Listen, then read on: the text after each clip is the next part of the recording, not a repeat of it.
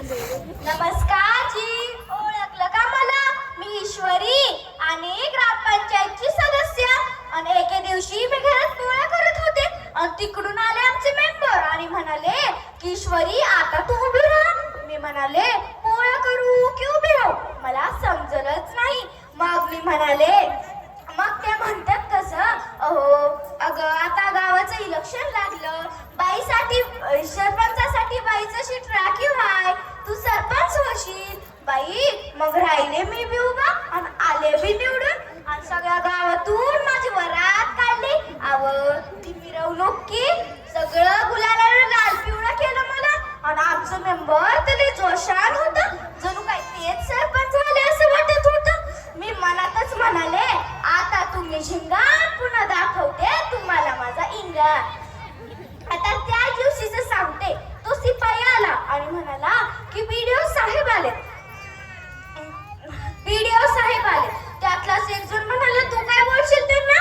मी म्हणाले, अहो सावित्रीबाईंनी आमच्यासाठी शिक्षणाचे दरवाजे उघडले आणि संविधानाने आम्हाला सरपंच होण्याचा अधिकार दिला, तो तर अधिकार मी का देऊच गाजू.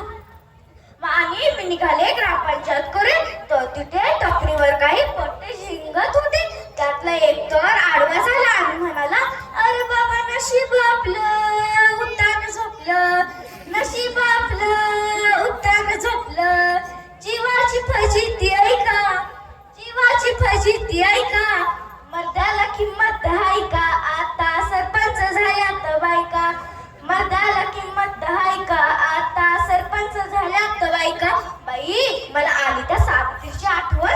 तिला ती अशीच आडवी येत होते.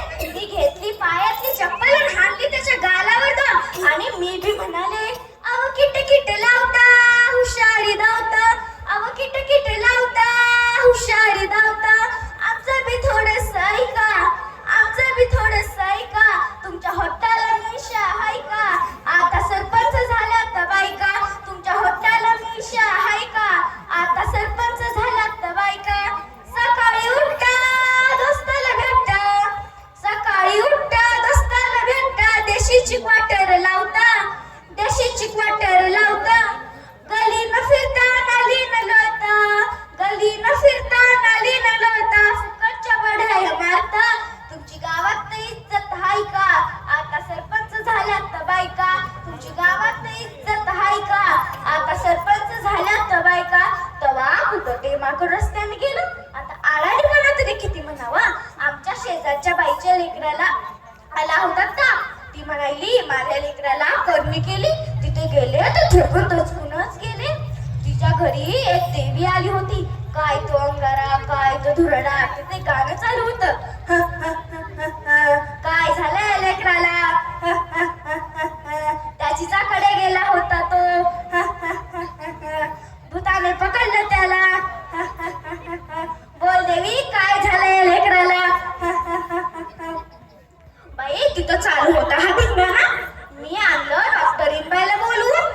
तर त्या लेकराला झाला होता मलेरिया. घराच्या आजूबाजूला नुसते पाण्याचे डबके, त्यावरचे ढास, मग कसा होणार काय मलेरिया. आणि त्या डॉक्टरीनबाईला बघू तर ती देवी पळूनच गेली.